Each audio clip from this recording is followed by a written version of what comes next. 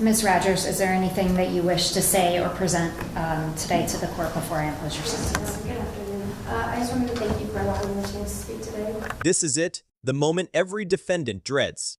When the judge asks, "Is there anything you wish to say?" That's not small talk. That's the final opportunity to influence the sentence. No lawyer can speak for you here. This is raw, personal, and sometimes decisive. So watch closely. Tone matters. Ownership matters. And judges can smell insincerity instantly. I want to express that I take full responsibility for my actions. I understand that what I did was wrong, and I deeply regret the choices that led me here. I'm not here to excuse or minimize my actions, but to express my sincere remorse and to take accountability for the harm that was caused by my choices. Notice what she's doing here. This is called mitigation language. She's acknowledging harm, expressing remorse, and signaling rehabilitation. Courts look for three things at sentencing: accountability, remorse, and reduced risk of reoffending.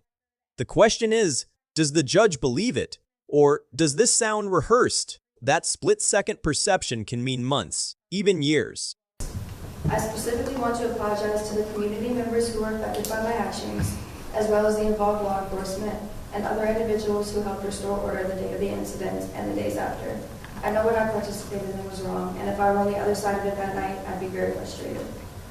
This experience has been eye-opening and humbling. I've had time to reflect not only on what happened that night, but on the direction of my life, the people I've disappointed, and the person I want to become. I've taken many steps toward bettering myself, including individual and group therapy, support groups, personal reflection, and surrounding myself with better influences. I'm committed to continuing that growth regardless of the outcome today. I understand the court has a responsibility to ensure justice, and I respect that entirely. I only ask that you consider my willingness to change, my support system, and the progress I've already begun to make when deciding my sentence. I'm not the same person I was on September 28th, and I hope you can see that I'm working hard and doing everything I can to be better for myself, my family and friends, and for the community. Thank you again for your time and willingness to hear my statement. Thank you. We have nothing further, Judge. Okay, thank you.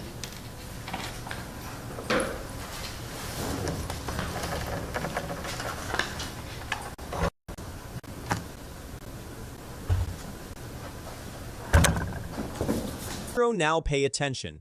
This part may sound procedural, but it's critical. When a judge starts listing statutes and sentencing factors, that's not filler. That's the legal backbone of the decision. It shows the sentence isn't emotional, it's structured under law. Every word here builds the justification for what's about to happen.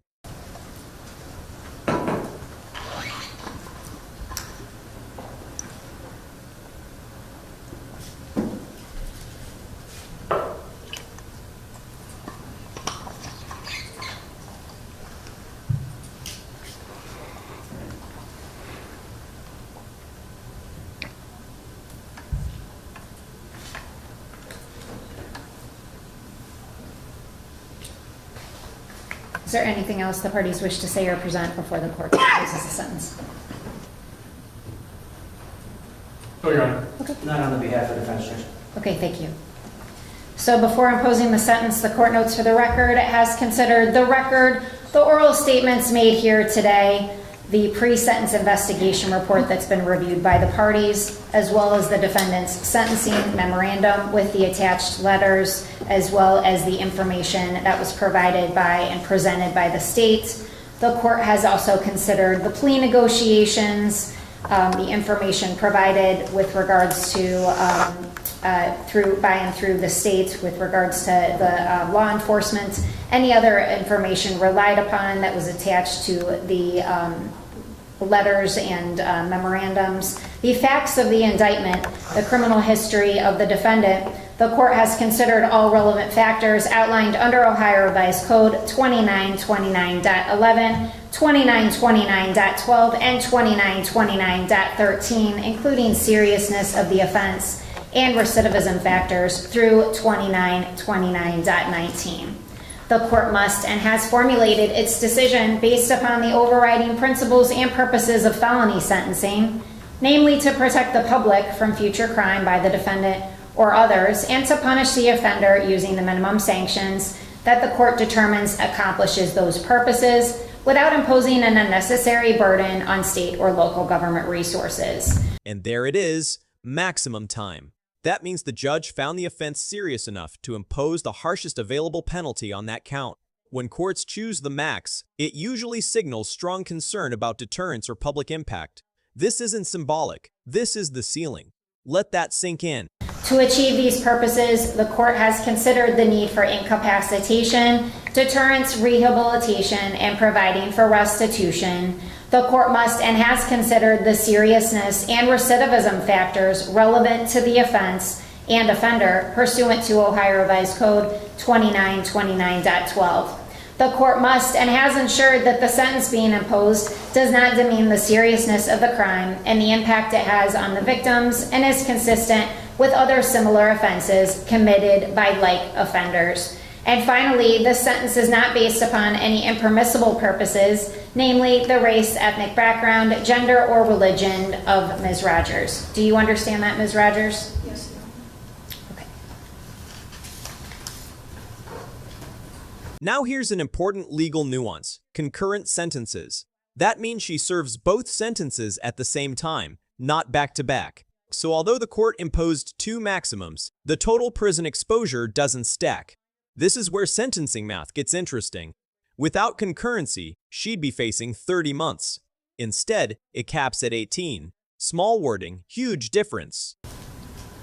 All right, so what the court's inclined to do is, for starting with count 2, disrupting public services, the court is going to sentence you to the maximum amount of time, which is 18 months in prison.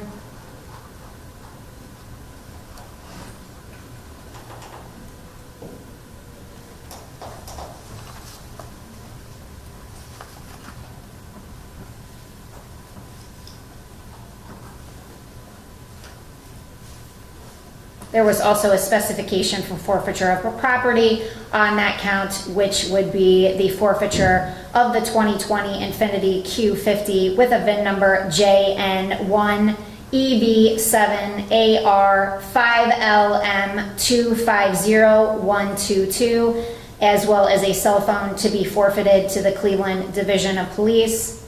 As for count 1, the court is going to sentence you to the maximum amount of time in prison, which is 12 months in prison. Those sentences will run concurrent. Those also, count 1 also carried the specification for forfeiture of property with regards to the 2020 Infiniti Q50 and the cell phone. So those will be forfeited to the Cleveland Division of Police. And just when you think sentencing is over, it's not. Post-release control is Ohio's version of supervised parole. And here's what many people don't realize. You can finish your prison term and still go back. Technical violations alone can trigger additional time, so the consequences don't end at the prison gate. They follow you. This is the long tail of a felony conviction. Counsel, you also previously stated there was a 2-day jail credit. Does that sound accurate to the attorneys? Yes, Your Honor. Yes, Judge. So we'll give you credit for 2 days in jail as approved by law.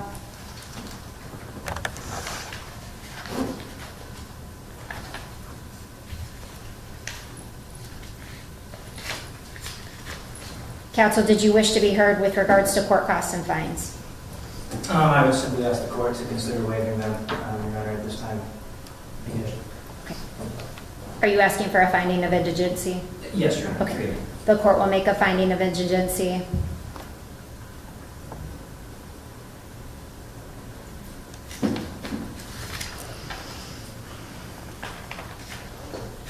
I think we've addressed the previous plea conditions, which were the forfeiture of both the vehicle and the cell phone to the Cleveland Division of Police. There is a 2-day credit in jail.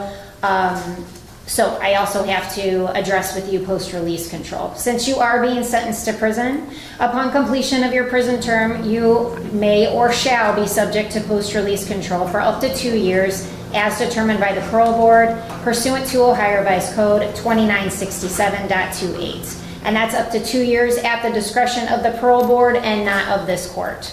If you are placed on post-release control and you violate, the adult parole authority is authorized to return you to prison for up to a maximum of 1/2 of the original sentence imposed.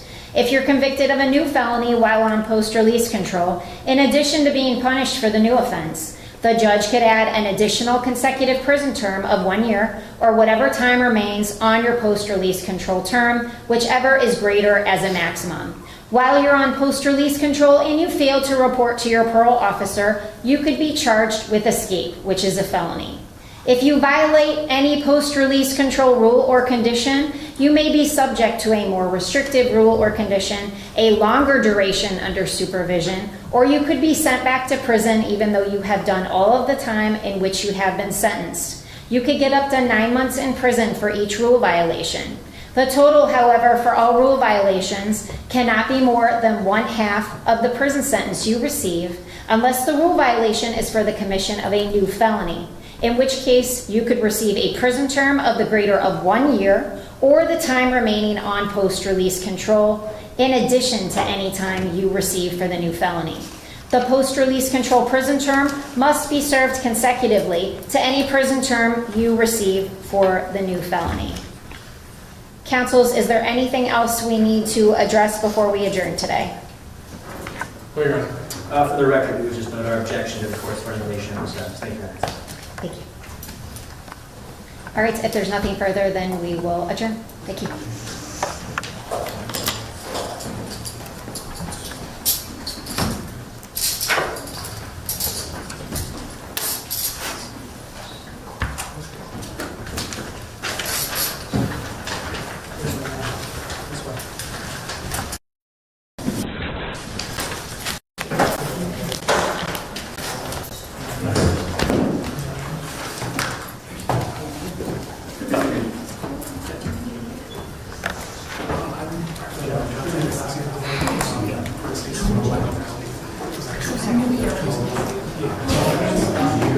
Just like that, it's done. Months of legal maneuvering, negotiations, statements, reduced to a few minutes of sentencing. One decision, one record, one life permanently altered. Was the sentence fair? Too harsh? Too lenient? Let me know what you think.